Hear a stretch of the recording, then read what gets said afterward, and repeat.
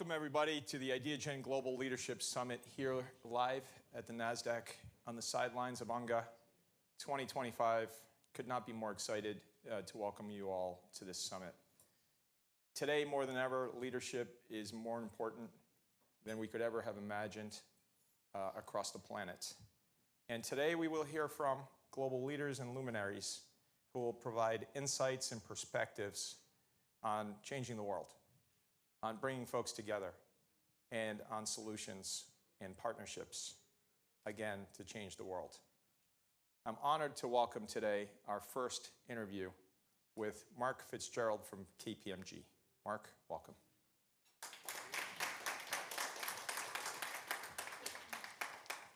Mark is one of those global leaders who embodies what it means to be for global partnerships and for changing the world, and so I'm honored to have you here, Mark, today. Thank you, George.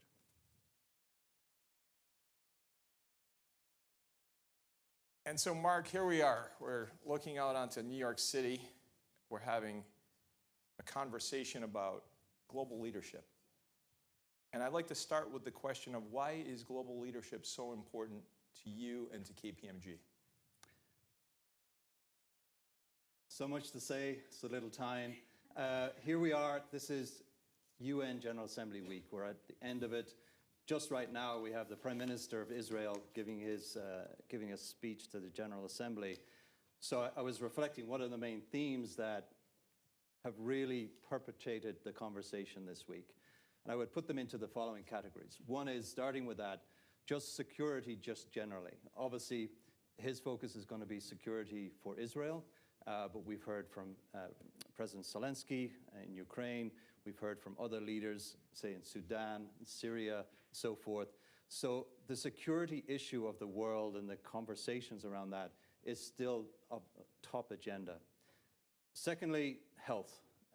There's been a lot of conversation, a lot of opinions in the US on the health policy as the current administration has kind of adjusted its policies towards health and public health. Well, what does that mean globally?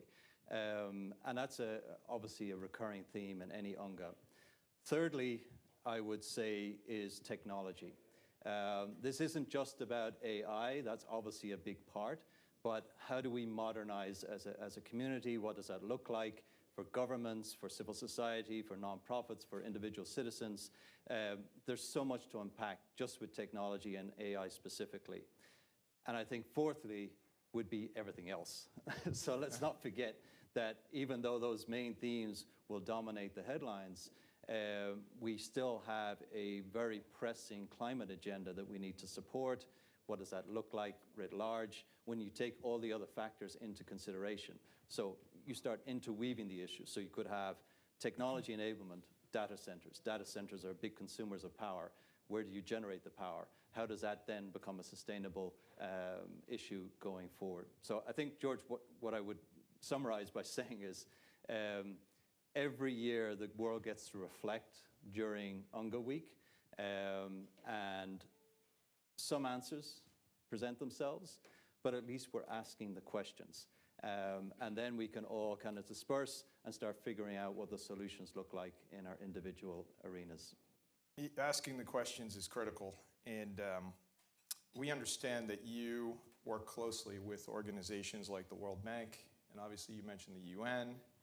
And from that vantage point, you and I have had conversations in the past about AI. AI is not coming, right? We've talked about this. It's here. It's already here.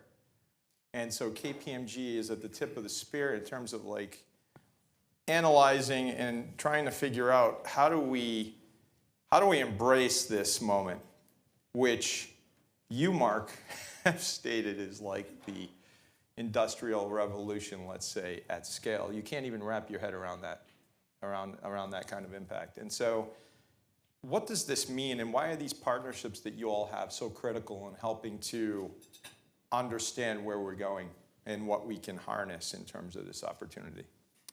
So I've got a sneak peek for you and everybody else in the room. Every year, KPMG does a survey of the top 3,000 to 4,000 CEOs around the world, mostly corporates, but it will also be relevant to the broader conversation in the public domain as well. Two of the top 5 headlines relate to technology, as you might expect. One is around investment. We now have companies who have market caps in the trillions. So we're not talking billions anymore. On The Economist cover, just the last edition, we have 3 trillion AI bet in terms of the investments that are already in production and in the pipeline. So you're right. This train has left the station. It's a case of what are the questions related to its implementation. KPMG has also just released during this week a publication called Intelligent Government. It's really about how does AI transform their business model and the way that they engage G to G, but also government to citizen. So I put those two things together, and there is a lot of overlap in those two publications. One is not only the investments needed, but also absolute war for talent.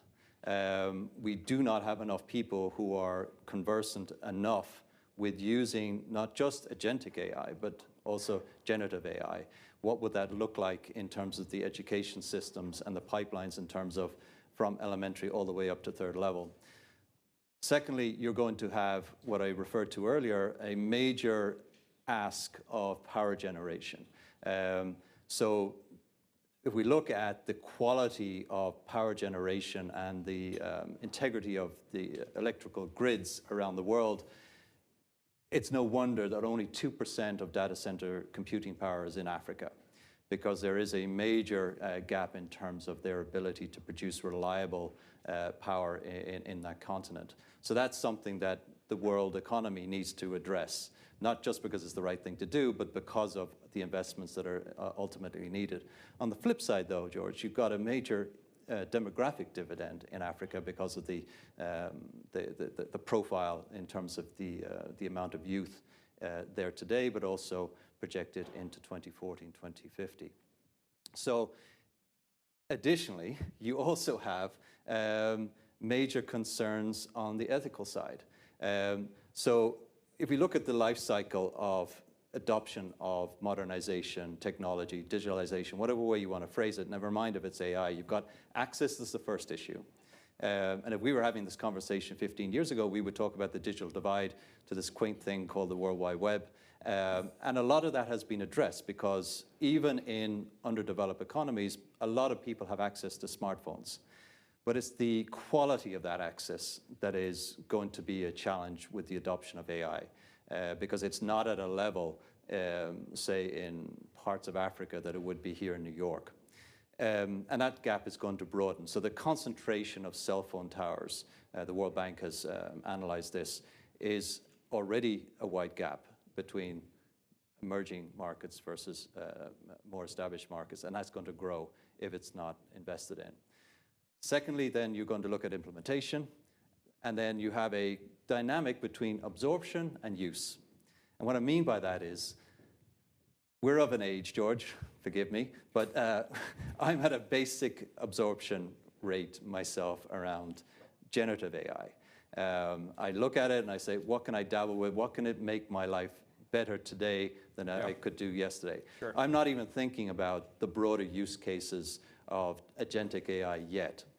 Blow that up writ large. You've got to understand access and implementation is only one side of the coin. Who's on the other side? And that's where we come back to this issue around talent, education, awareness. Lastly, and we can really unpack this, agentic AI has so many opportunities, and that is really laid bare in our statistics in terms of the opportunity governments see in this publication I referred to. 79% think it will be a force for good, but only 16% of the same cohort trust it. So we have to understand, why is there that mistrust? Is it just lack of knowledge? Is it concerns around data governance, data quality, data ownership, use of data, inherent bias in data? All of that is being discussed this week around the ethics of technology. And yet we all agree this train has left the station and it has to be seized in terms of opportunity. The train has left the station. So what does that mean for the future global leaders of the world? I mean, are soft skills, what we referred to as soft skills, going to be a differentiator? Will there be a skill or certain skills that you believe, Mark, based on what you're seeing so far, that will be critical and that will set you apart and that we can share with our audience as part of the unlocking of what you need to do as we're moving forward? Absolutely. And let me give you a quick example. If you were involved either as a government or an international organization responding to a natural disaster, speed is of the essence. And most of those actors are pretty good at scenario planning. So if there's going to be a big typhoon, as there has been in Asia this week, they know what mechanisms to unlock in a very short amount of time to get the kind of food and other support that's needed in those first few hours. If you adopt agentic AI to that same scenario planning, one is you can become 5, 10, 20% more efficient. So instead of 2 hours, you might be down to 30 minutes, and that can make a life or death impact. However, the flip side of that is agentic AI, you're basically giving over control to automation. There's a degree of autonomy that you are conceding. So really, the scenario paints itself in terms of which leader is going to make that decision and for what use cases. So that comes down to a degree of courage, but also completeness. You need to have a very clear understanding what that decision will lead to. And as we all know, no good deed goes unpunished. So there will be unintended consequences to those use cases, but the courage of leadership is needed to understand what that could look like in practice. I sense there's a major ethical component to that. Of course there is, yeah. Right. Because ultimately, and this is something that we all grapple with personally, data is driven by what we feed it. Right. It belongs to us individually, and yet in the world, there are different governments, different blocs that regulate that ownership and others that don't. So the other key element that both our CEOs and our government survey respondents all agree on, regulation and the regulatory framework is murky. And that poses problems because we don't live in an isolated world. We're all connected. So who owns the data, how it's used, how it's transferred across national boundaries, et cetera, that's still unclear. So if you're a tech company, what's your frame of reference? If you're a government, what kind of boundaries do you put in place in terms of your own citizens? If you're a citizen, do you have access and transparency in terms of that data use and where it's actually being deployed? That leads us down to another question that I have, which is the ownership of your likeness, your content, and all that. Do you see a time when you're able to copyright or trademark all of the above? Will that be necessary at some point? I think you could become your own advocate. How it shows itself in different markets will be different. So, for example, in the US, we have our college athletes with name, image, and likeness being monetized right now. You don't see that in other parts of the world yet, but it could be. In the European Union with the GDPR and its own regulation, in theory, if we live there, we have full ownership of our data, and we can decide to shut it on, or shut it off, or turn it on in any governmental or private sector situation if we wanted to. There's steps to do it, but that doesn't exist in the US or in many other parts of the world. So it's varied, is the short answer. So interesting. And the power piece is also very interesting. The energy required for a lot of these data centers. You're already seeing a movement for nuclear, mini nuclear plants, and that's going to take time. So how is that all going to come together, in your opinion? So there's a very clear message from the current US administration that it's no longer renewables on its own, no longer fossil fuels, it's all of energy. That's their real emphasis. It includes nuclear. The technology exists. Does the regulation, particularly when you look at small modular reactors. So how long will that take to catch up? But it can be done today. In actual fact, there was a speaker during the week from an energy company. They've broken ground in Ontario, so 500 miles from here on a small modular reactor. So it's already here is the short answer. Now, is that the full answer? No, it's part of the answer. So you've got to look at renewables, you've got to look at fossil fuels, you've got to look at nuclear and so forth. It's all of the above. And I think what we're seeing with our clients is you've got to localize it. So if there's a natural asset in one part of the world that can be used to generate power, and you have a degree of a framework of how sustainable that can look like over the next 10, 20, 30 years, and look for other replacement fuels on power generation. So it's not one or the other. You've got to look at the entire picture. So Mark, today the theme at this summit is global leadership. I want to ask you directly, based on what you see, you're all over the planet, can't keep up with you. You're all over the planet and you're seeing what leadership looks like and why, most importantly, it's so critically important to move the needle, right?